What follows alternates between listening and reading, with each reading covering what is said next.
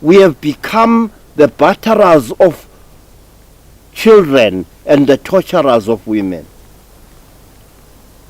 Our people were bitterly against this in old Africa. In African tradition,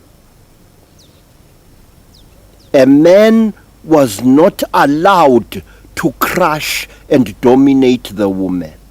Never. In African tradition, a man was not allowed to act unilaterally in the family. Everything he did, he had to do after having obtained his wife's fullest blessing and permission.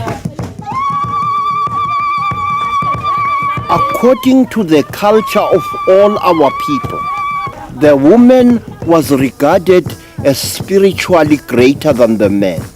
Even the most autocratic of African kings used to consult their people on a major subject.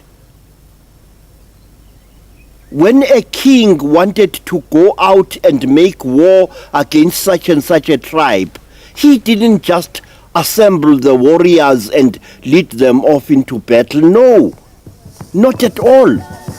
He had to obtain the approval of the women folk of the tribe, and these women had the right to say no. Our people believed that before you leave your village with your spear in hand, O man, you must first consult your wife. An African marriage was not a union where the man was superior and where the woman was inferior. No. Let me tell you that in African tradition, you were not allowed to make love to your wife until you had made her ready for an hour.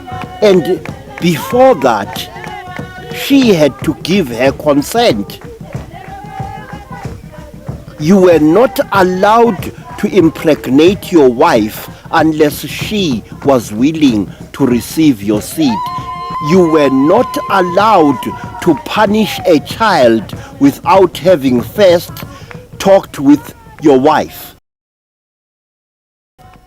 And the woman had the power to oppose you.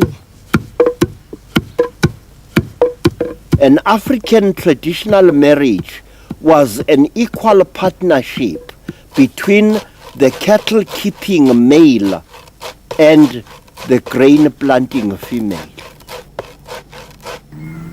The woman needed the milk that the man's cows would give for her children, and the man needed the grain that the woman would plant. Sometimes the man was gone for several years, and when he did return, if he returned, he knew that his family was intact. And it was not force or intimidation that kept the woman in her home. It was her love for the man who was away.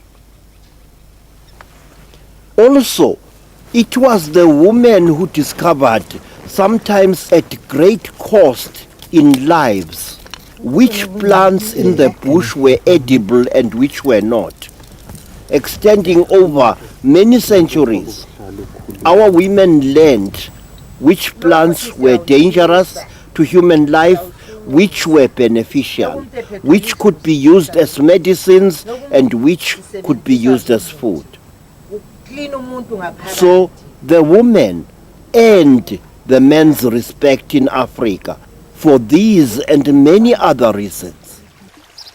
This is one of two places which our people believe all life, all living things emerged from. Our people of all nations have known this place as the womb of the earth or the vagina of the earth. In Africa, the woman was honored and respected. In Africa, the woman was actually worshipped. In Africa, the woman was actually honored by people of all tribes and nations. To this day, when we pray to our ancestors, we always solicit most of all the blessings of our female ancestors.